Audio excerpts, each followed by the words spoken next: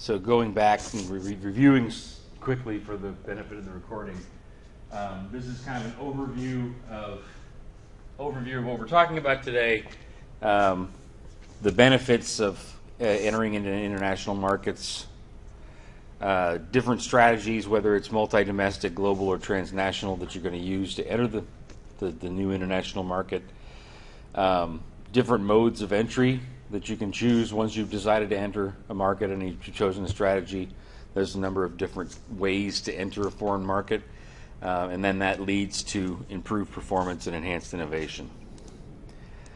The basic difference between localized and global strategies is the local marketplace for the goods and services. So we talked briefly about this diagram here. 4 different types of international strategy depending on the need for global integration and the need for local responsiveness. And we talked about Tabasco as an example of an export strategy, green tea, Oreos as an example of global strategy, wine in McDonald's stores in France as an example of transnational, and then News Corp's various companies in different countries. So Sky TV in Britain versus Fox here in the United States as a multi-domestic strategy. Now,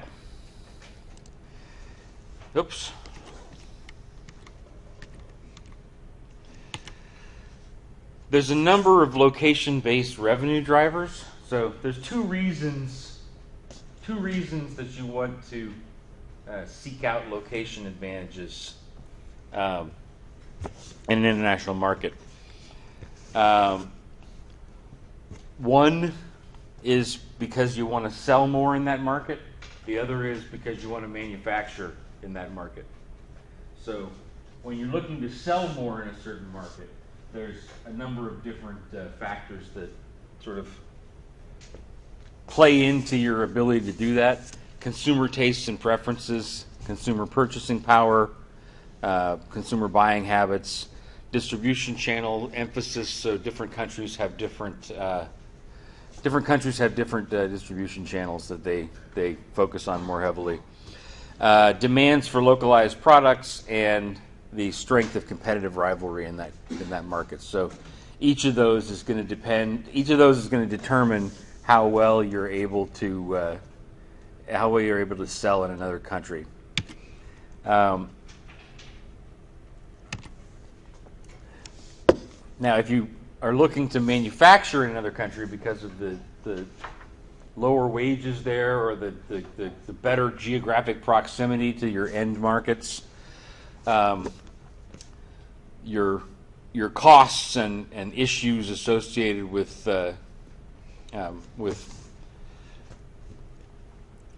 cost drivers and location-based cost drivers are things like wage rates, worker productivity, government regulations and subsidies, inflation and exchange rates, energy costs, tax rates. So wage rates are a really big one. There's other countries around the world where wages are a lot cheaper than here in the United States. It makes more sense to have your labor source in another country a lot of times. Productivity varies depending on country and culture. There's all kinds of different regulations and laws that you have to follow if you're located in Mexico versus the United States versus Germany versus Australia versus China versus Korea.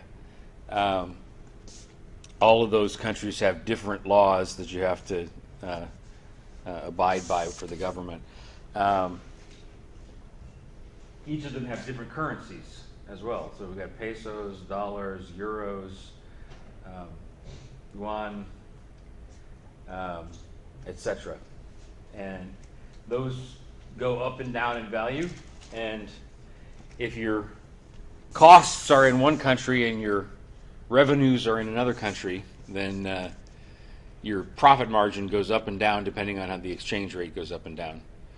Energy costs, different countries have different access to power. different costs of energy. It depends on how much stress has to be put on the power grid in order to get power from its generation source to the consumption source. Varies by country, and then different countries have different tax rates. The corporate tax rate in the United States, for example, is in the 30%. It's in the 20%. In Canada, it's significantly higher in Europe. So depending on where you produce, your company is going to pay a different rate of taxes as well.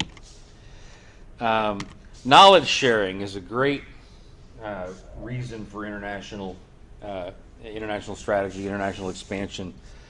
Multinational and global companies are able to coordinate activities across borders to achieve competitive advantage by transferring knowledge and skills developed in one country to a location in another country. So I'm going to pause here for a second and show a video for kind of a change of pace, and it's a good illustration of transnational knowledge sharing. So if we go to YouTube,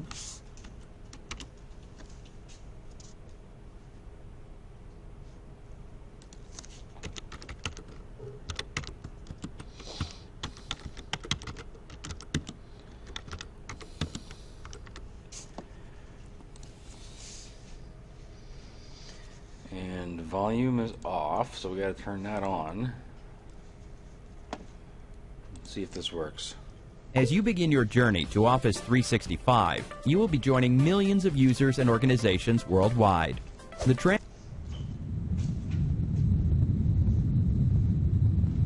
do have connection. Oh, good. What's up, nephew Snoop? What's crippling, Uncle Boochie? What's the first planet we're gonna funk, huh? Well, we got to hit all the unfunky folk. And that ain't no joke. So I guess we're gonna do Earth first?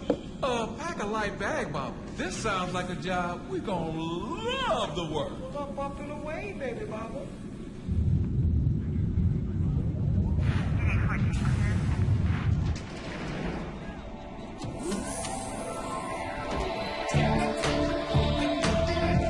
Yeah.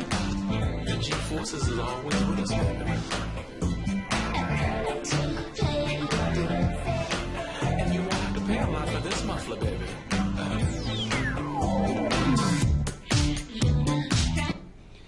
I'll just use the beginning here. It gets a little racier as the video goes on. It's called Bootsy Collins' Play with Bootsy, if you want to look it up and watch the rest on YouTube. But if you notice, this... is anybody in here familiar with Bootsy Collins, the artist in this? Bootsy was the bass player for James Brown and bass player for Parliament Funkadelic. He's a legend in funk. I imagine you recognize Snoop Dogg. So one would think with Bootsy, who's a very quintessentially American artist, and Snoop, a quintessentially American artist, you would think that this video was produced in the United States. It wasn't. It was actually the entire album and its promotional videos were produced by East West Records, Warner's subsidiary in Hamburg, Germany. And only after the release in Europe did they eventually release this video and the music in the United States. So this woman right here, who's the lead singer, is actually an artist from Warner, UK, called Kelly Ali. And the guy that you see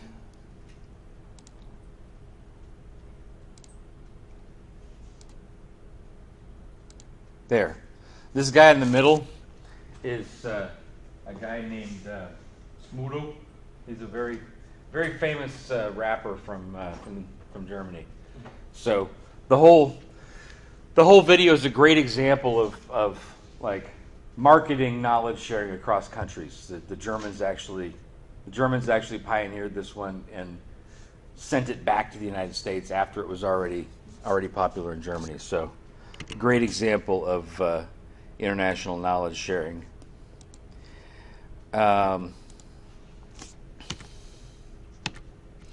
Profit sanctuary. So the idea of a profit sanctuary is that there's certain countries where you make a lot of money and a lot of revenue, a lot of profit. There's other countries where you don't have a very good foothold in the market. So the idea of a profit sanctuary is to take revenues from the countries where you have a lot of revenues and a lot of profits and plow those into to market entry in the countries where you don't have very much profit. So the profit sanctuary is the country where you've got a lot of profit and a lot of revenues. A lot of times that's the domestic market for the company, but it isn't always the case. So can give you added financial resources to wage a market offensive against another international company in a different market by using the profits from your main market. International entry modes. So once you've determined whether to go with a export strategy, a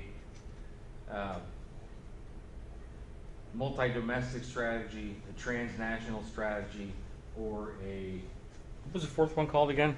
You guys remember?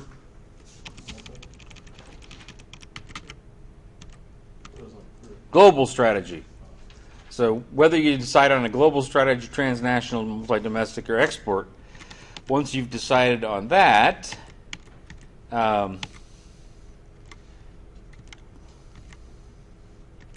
you choose an international entry mode, and these are stacked here in like increasing degree of difficulty. So exporting is the easiest international entry mode to take part in. Licensing comes after that. Franchising after that. Strategic alliances after that. Joint ventures after that. And then the most difficult form of entry into another market is wholly owned subsidiary. And we'll talk a little bit about each of those today. First of all, exporting.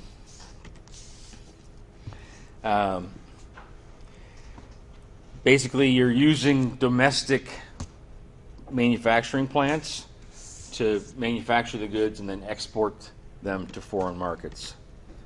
It's a great initial strategy to pursue international sales.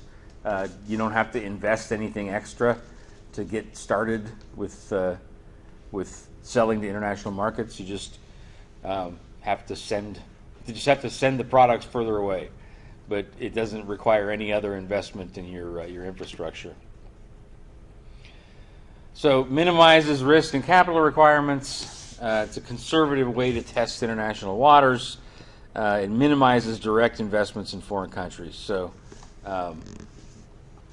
all three of those are sort of different ways of saying it's not a very high investment risk. You don't have to sink a lot of money into exporting in order to be able to get into the game. The strategy can be vulnerable or not necessarily the optimal strategy when manufacturing costs in the home country are higher than in foreign countries where rivals have plants. So, or high shipping costs are involved. An example of this, when I did my music licensing company, Avenue 2, I represented European record labels in Brazil.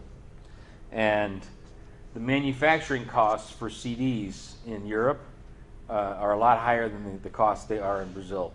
So there was no way that we could export the CDs from Europe to Brazil because they already cost more.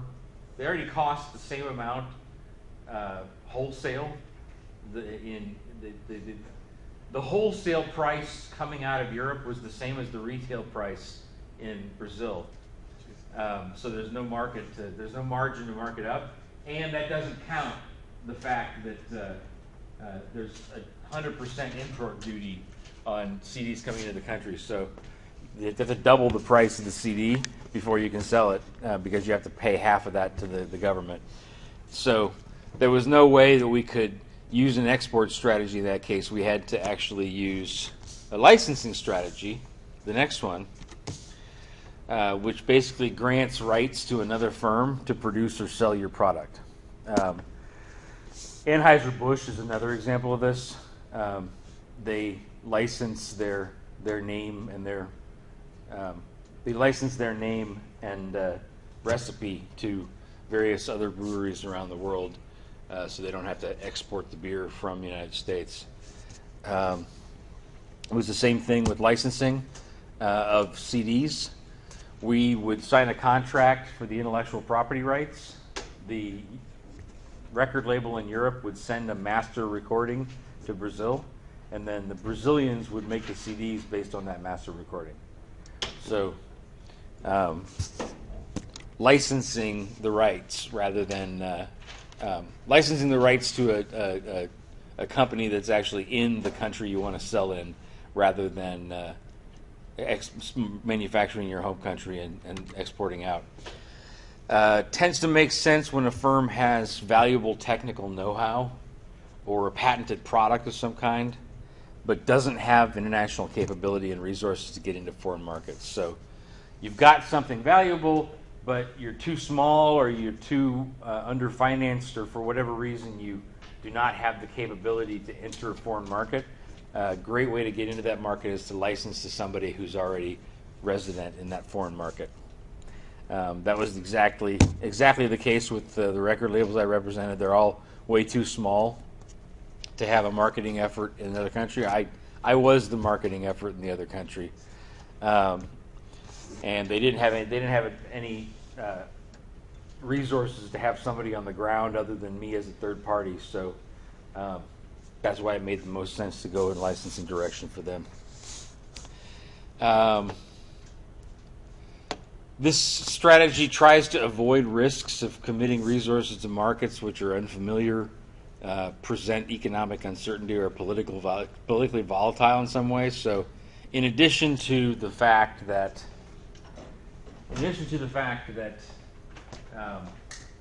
you may not have the resources to be able to get into a certain foreign market, that foreign market may be unstable or unfamiliar to you in some way. So that was also the case with my clients.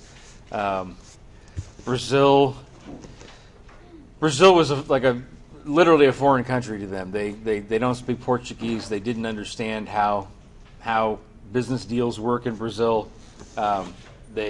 Brazil was a black box to them that they didn't understand the inner workings of. It also had a certain amount of certain amount of economic uncertainty, and recently it's been a little more politically volatile too, with all the scandals that have plagued the PT. It's not as politically stable as it once was either. So all of those reasons are a reason for licensing in Brazil.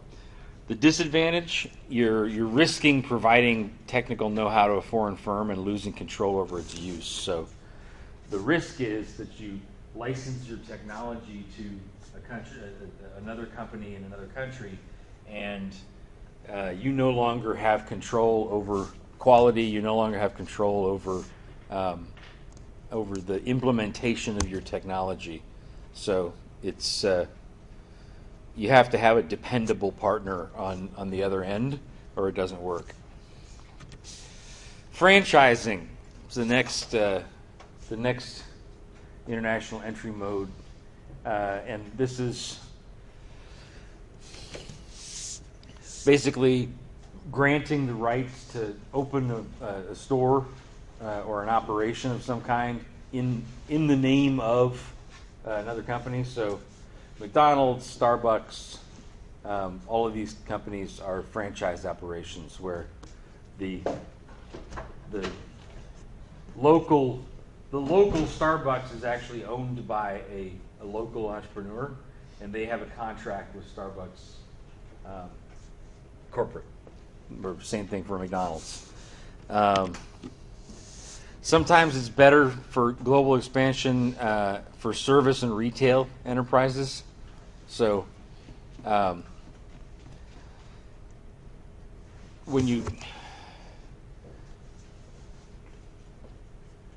When there's a certain retail experience or service experience that's key to the product, like there is at Starbucks or at McDonald's, where the whole product is really the experience that you have from the time you enter the store until you leave. It's easier a lot of times to do a licensing strategy so that you can copy the exact experience into another country. Some of the advantages: the franchisee bears most of the costs and risks. So the business owner, the entrepreneur in the foreign country has to be the one that makes all the investments in the business, rather than Starbucks or rather than McDonald's. The only thing that the franchisor, so Starbucks or McDonald's, the only thing that they have to do is expend resources to recruit, train, and support franchisees. So it's a very small investment compared to the investment of creating a whole nother operation in a foreign country for your company.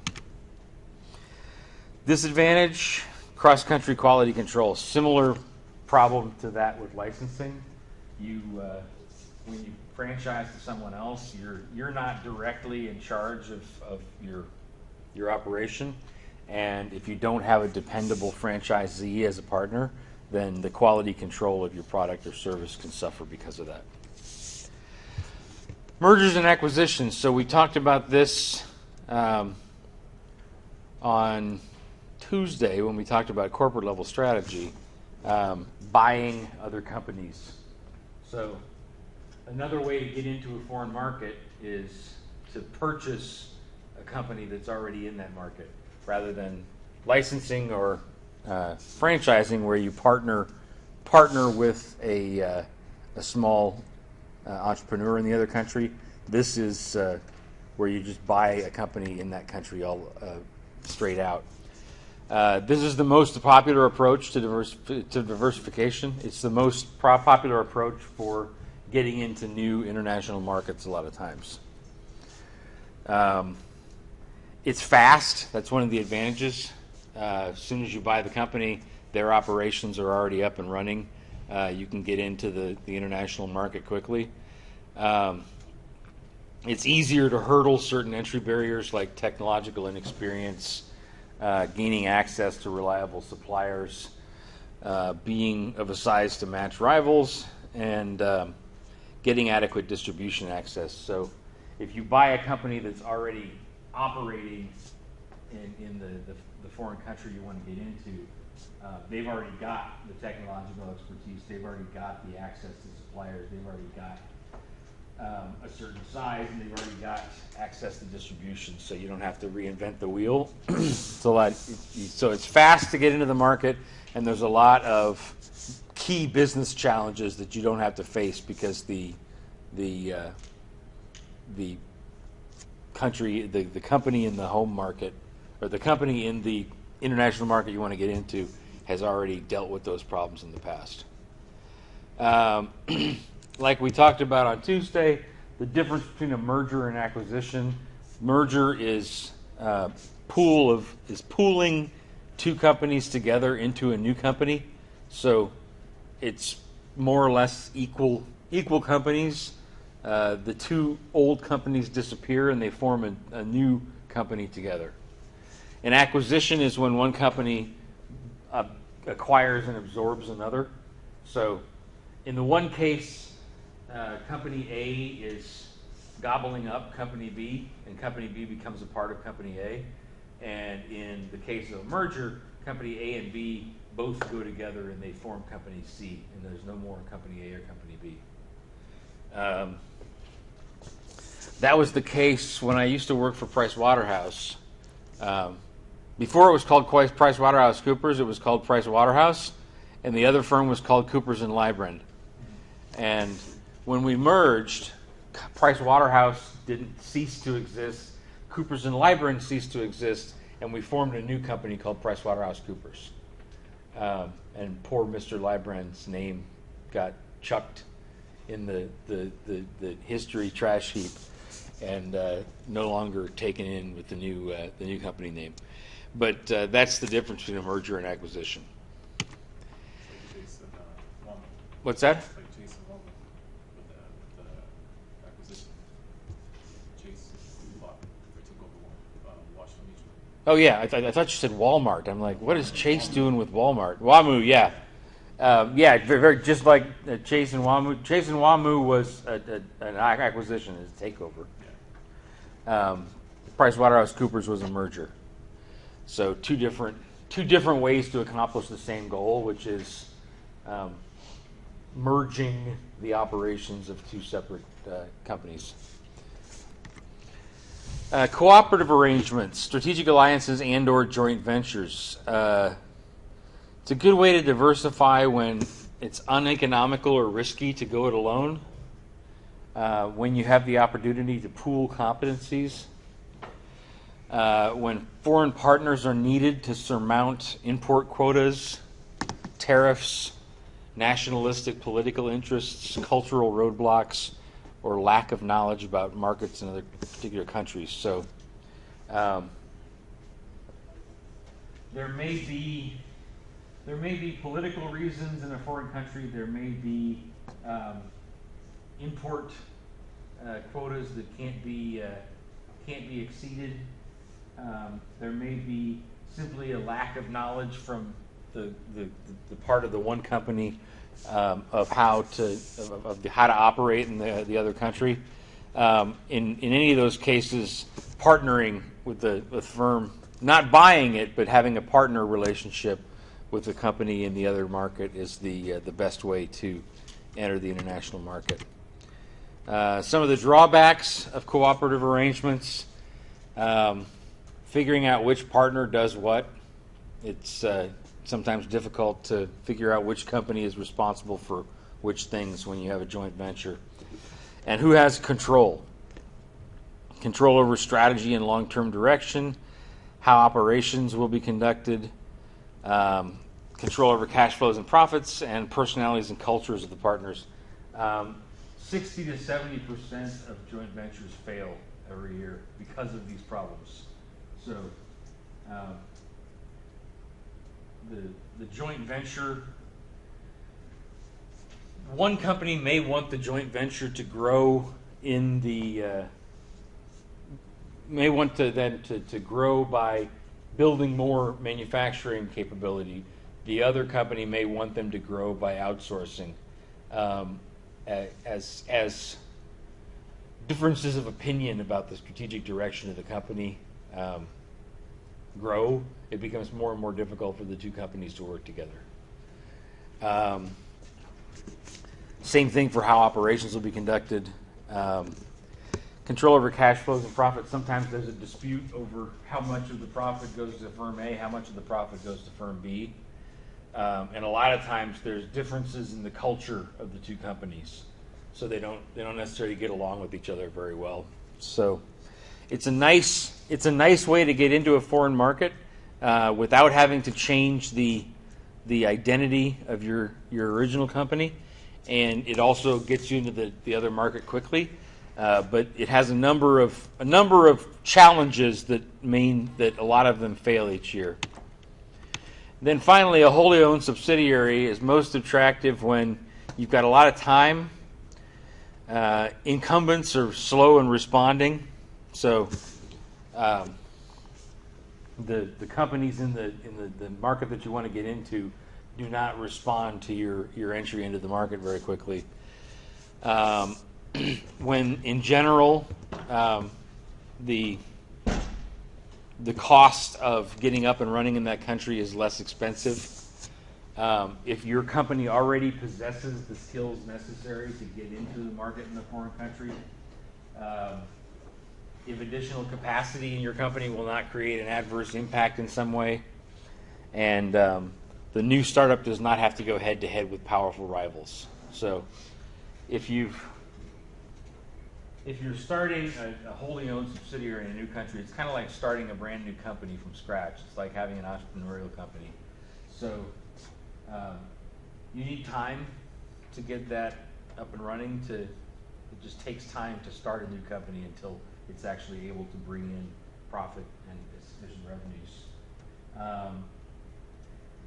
It's really tough when you're a small competitor and there's really, really big competitors, so it's usually easier to get into a foreign market with a wholly owned subsidiary entry mode when there's not a big 900-pound gorilla on the block already in that country. You've got to have the necessary skills to be successful in that market. So if you don't speak the language, or you don't have expertise over the type of distribution network that is used in that country, then it's kind of a non-starter for doing a wholly owned subsidiary. But if you've got those skills, then you don't necessarily need a partner in the target country. So all of those reasons are why a wholly owned subsidiary is an attractive way to go.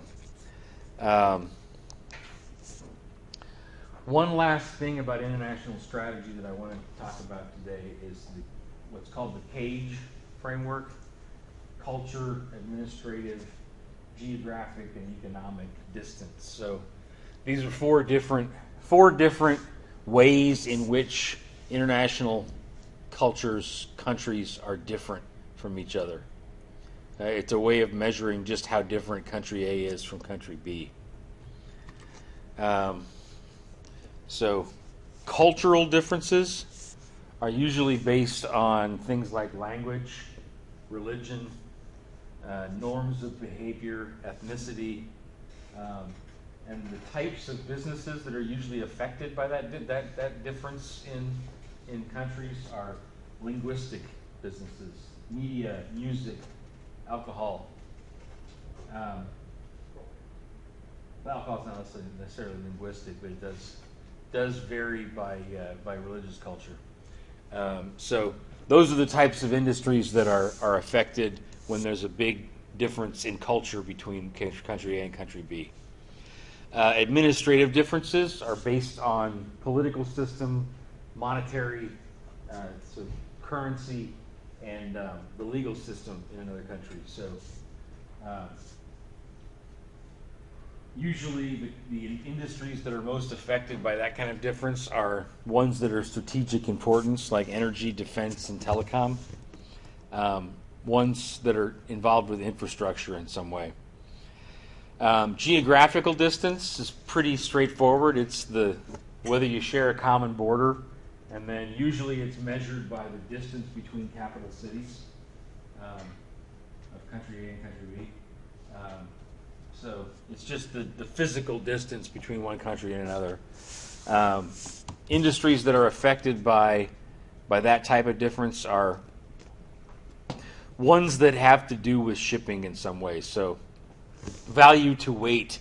It's not practical to ship cement around the world. It's too heavy. And fresh food doesn't stay fresh for very long if you try and ship it too far around the world. So it's also sensitive to geographic distance. Finally, economic differences. That's differences in countries that are based on income or resources. So how wealthy the per capita income is in country A versus country B. That's more based on that. And the kinds of industries that are affected are luxury industries that are very elastic with their demand, and HR-intensive industries like clothing. So you tend to see clothing produced in countries with very low wage rates and then sold in countries with higher wage rates, for example. It's interesting the influences that some characteristics of countries or cultures have on the trade between countries. It's just some interesting statistics here to go over for a second. If countries share a common language, they're 42% more likely to be involved in trade with each other.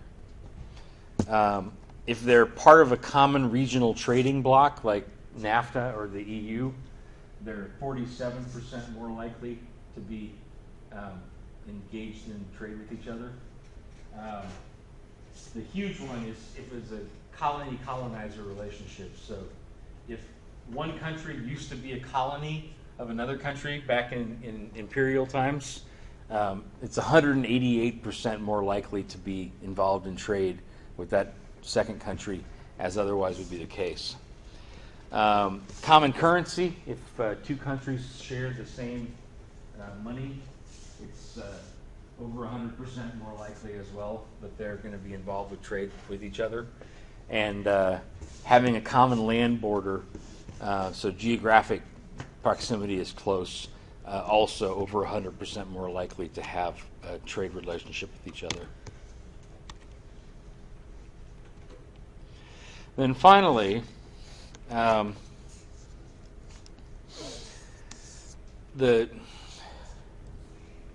opposed to the probability that two countries are going to be involved in a trade relationship, this is basically the amount that trade increases depending on these various factors. So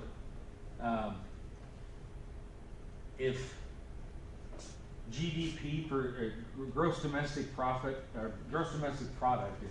per capita, for every 1% that increases in another country, your trade with that country tends to go up by 0.7%. So that just means that wealthier countries tend to have more international trade going on than poorer countries. Same thing with economic size, so gross domestic product overall as opposed to per capita. Also, you see that more wealthy countries have more international trade going on. Physical distance. So, I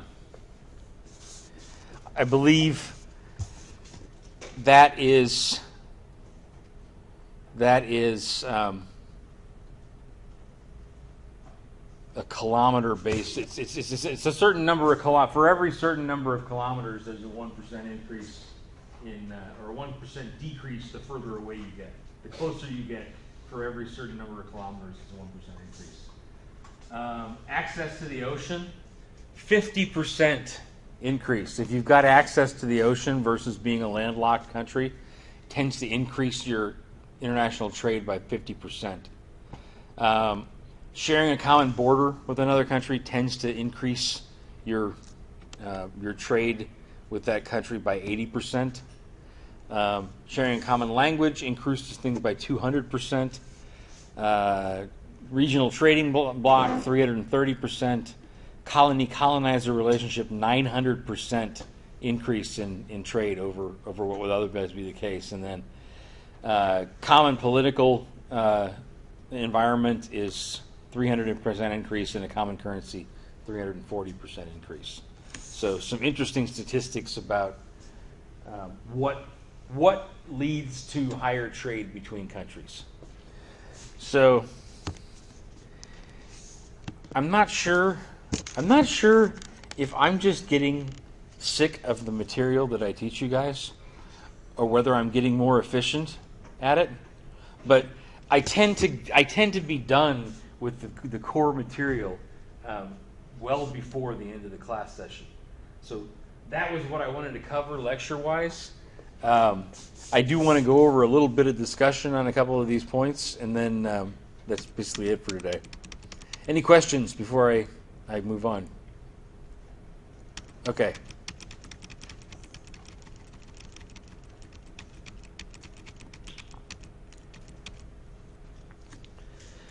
So I'm curious, in addition to the examples that we have here on the board, so you've got export strategy, global strategy, which means that you're producing a consistent product, but in regional differences.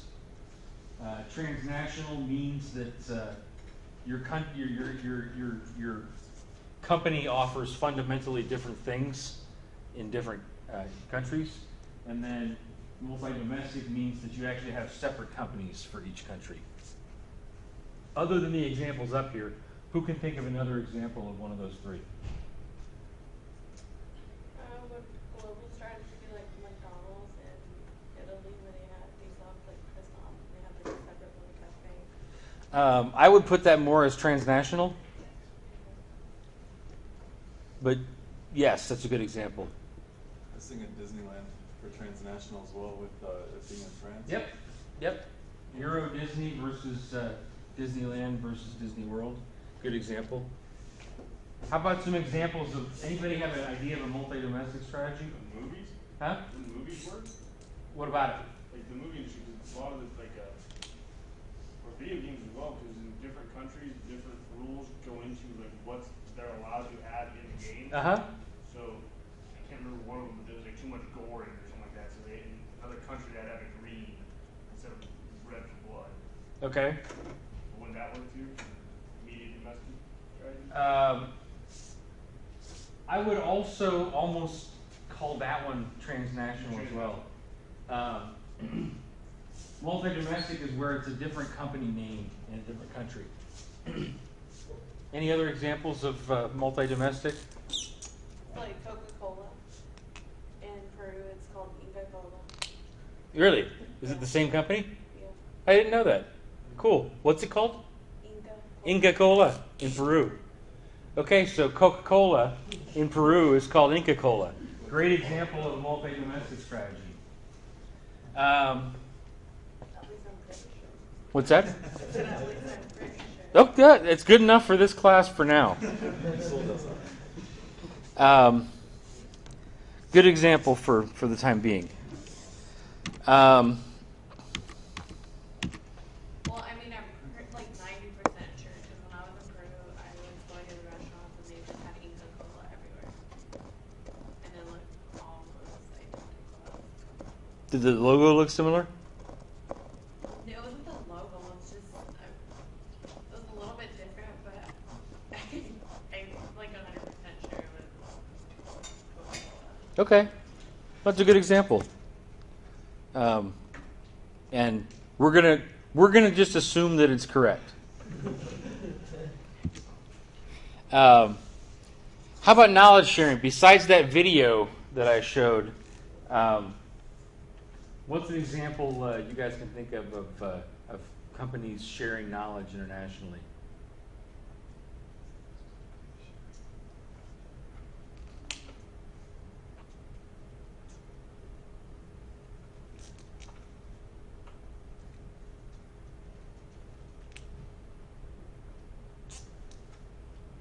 I don't get out much. Huh? I don't get out much. You don't get out much? I don't get out much. I'm trying to think of what. Oil company, Huh? oil company, How so with an oil company? like in Texas, between Texas and our government, they have like oil company and switch the. Yeah, the oil. probably a good example. So, certain techniques of oil extraction from the ground that are used in Texas are innovative for Saudi Arabia, Yeah, and vice versa. I think so because they have already two companies in Texas from us. Uh-huh. Sharing with the United States. Yeah, I think that's a good example. What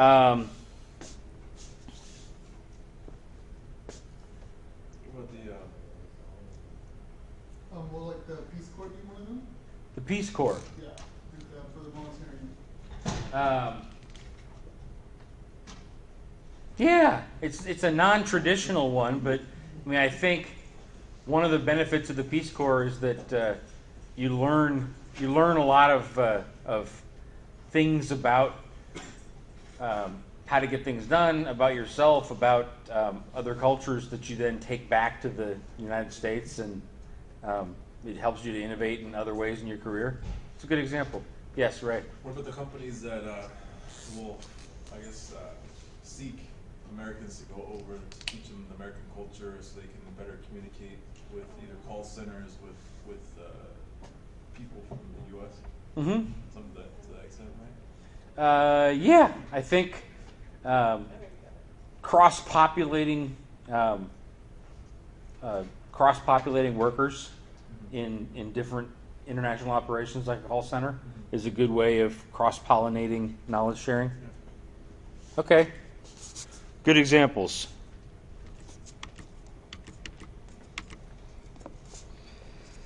How about international entry modes? Who can think of another example of exporting besides the ones that I gave?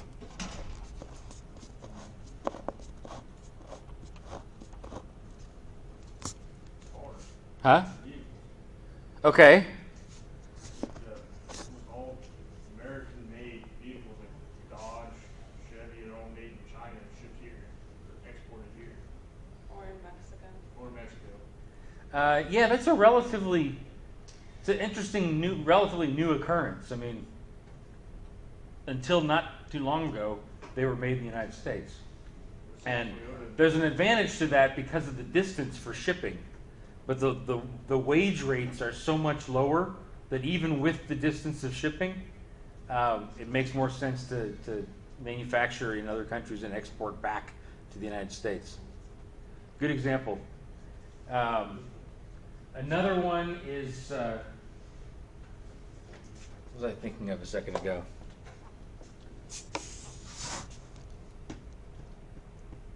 What about like all the fruits and vegetables?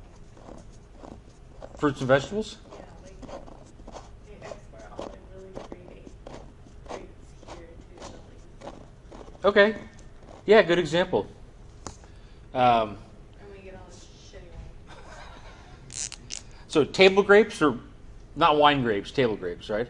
Yeah. Yeah, so good quality table grapes exported from here to Italy. Like the finger which one? They're like long, Uh-huh. purple. They don't really sell them here. You can only find them like at maybe for like Whole Foods, and it's rare. And they're Oh, wow. I've only seen them here, and I know they come from here because I have friends that have picked the grapes, Mm-hmm. and that's how I found them. But other than that, I couldn't find Interesting. I had never heard that example before. That's two unique examples from you for today. Cool. well, I've been around. I like it. I like it. I think the other example of exporting that I was going to say is also autos, but it's Mercedes. Mercedes in Brazil, like most of the big auto manufacturers, so GM, Ford, Toyota, Honda, etc. They produce Fiat. They produce their cars in Brazil rather than shipping them because of similar reason to why we made CDs in Brazil, because it adds so much to the cost of the car to ship it over from Europe, and it's already more expensive labor-wise than it would have been to produce in Brazil. But Mercedes still exports their passenger cars to Brazil. They manufacture like industrial trucks in Brazil, but their cars are only exported from Germany, which ends up making them really high priced in Brazil. How about an example of licensing? Anybody got an example of licensing besides the one of my music company that I mentioned? Yes. I would say, well, I mean, I know Johnny Garlic's used to be like a Guy Fieri restaurant, but they took it out. Would that be like an example? Say again. Johnny Garlic's in the marketplace Yep. right here. It used to be a Guy Fieri, like signature restaurant. But Uh-huh. Guy Fieri actually took his name off of it. I'm not sure, like before when they were, like if that was like a type of licensing at all. It's hard to say if that was licensing or franchising. One or the other. But good example. It's definitely either a licensing or a franchising agreement. Who else can think of another example of licensing or franchising? I'm not sure of a specific example right at the top of my head, but I know that a lot of tech companies, they do software licensing. Uh-huh. So they'll license like a certain aspect of their software to several companies, so that way they can utilize the same software. Okay. I don't have like I said, I don't have a specific example off the top of my head, but I know it's a very frequent thing. No, it's a good example of very frequent practice in the tech industry. Franchising we talked about a little bit.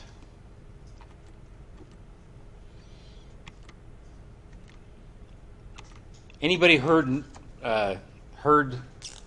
news reports lately of a big purchase of an international company, one by another? Wasn't T-Mobile or AT&T trying to buy Sprint or something like that? I think they were, and it was blocked by regulators. Yeah, because they were going to be too big or something like that. Yeah, good Sprint example. bought out Clearwire. Huh? I think Sprint bought out Clearwire. Clearwire? Okay. So, where is Clearwire located? I don't know. I used to have Clearwire. Oh, you did, and then you switched to Sprint, or you got absorbed into Sprint. They stopped making that, like the router for the internet, so we had to move to. Okay. Yeah, maybe not international acquisition, but a good example of an acquisition. Can anybody think of another international acquisition besides the one that Cole mentioned, Sprint and T-Mobile? AT&T and Singular. Huh? AT&T and Singular. Are they like international though? I'm not sure. I think they are, right? AT&T. If they're not, then I don't know. I thought AT&T was. I'm not familiar. AT&T and Singular to me are both U.S. companies. Like, So it used to be two separate ones, right? And then AT&T bought out Singular. I thought AT&T bought Singular, Yeah. but if Singular, for example, had a particularly strong network in Mexico or in Europe, and then AT&T bought them, that'd be an example of an acquisition for international purposes. Oh, wrong way.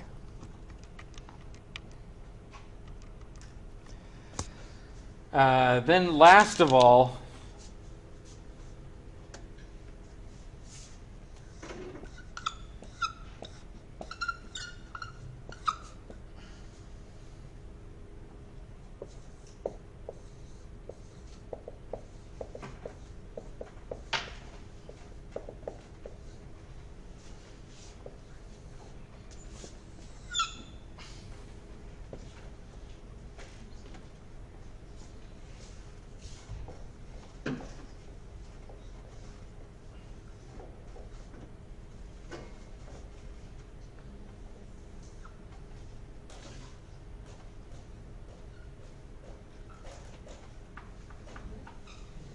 I'm curious to compare the United States to some other countries and see what you guys think about the differences in culture, administration. Huh? Europe is better? I wouldn't necessarily disagree. I love Europe. I miss it. But let's pick a particular country and compare it on these four dimensions. So you mentioned Europe. How about Spain? So culturally, how different are they? High, medium, low. So we're talking about language, social customs. Yeah, I would say medium too. So this is Spain. Yeah, I would too. And there's a whole lot of Spanish language speaking in this country too, so not as different as perhaps Arabic. How about administratively? How different are they? So differences in their political systems, differences in their common currency.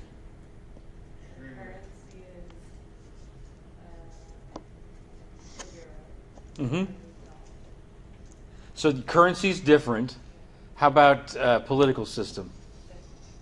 Is it? It's still a representative democracy, though, isn't it? Yeah, but just the way they go about doing certain things is different. Okay. So, medium, high, or low, do you think? I was thinking lowish, medium-ish. Okay. Even though there's those differences you pointed out, you think there's a lot of similarities too? Yeah. Okay. Let me fix something really quick here on my phone. I mean, it's just from stuff that we noticed while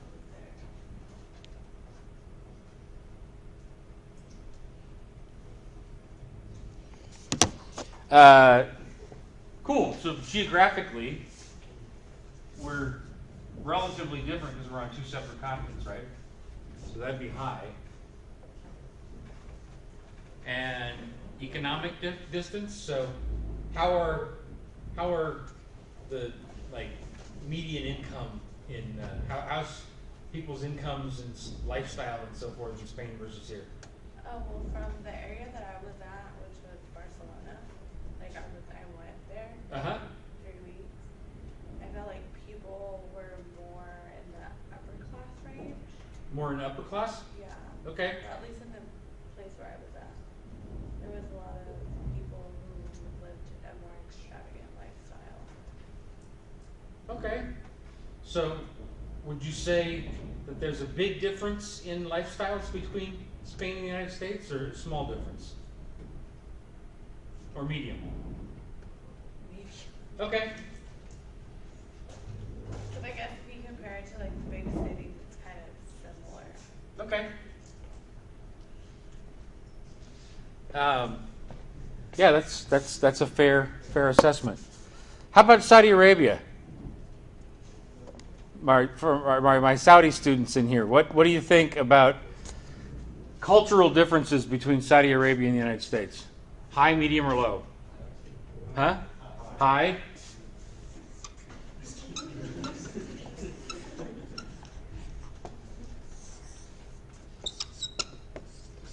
Administrative, so political system and monetary system? High?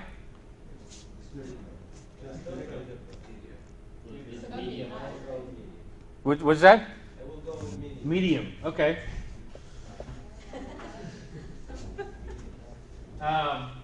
Geographic? Pretty high. They're not close to each other. And economic.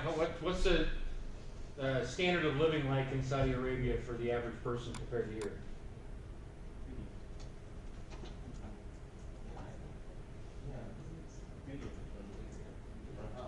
Medium difference? Okay.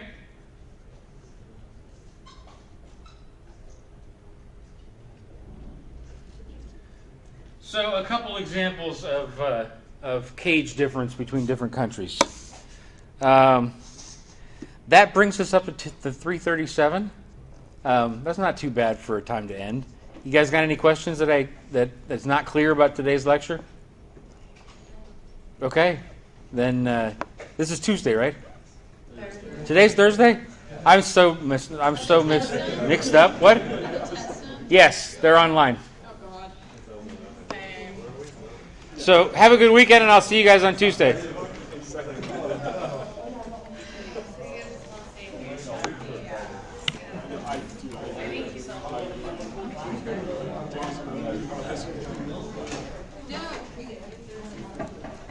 gonna say?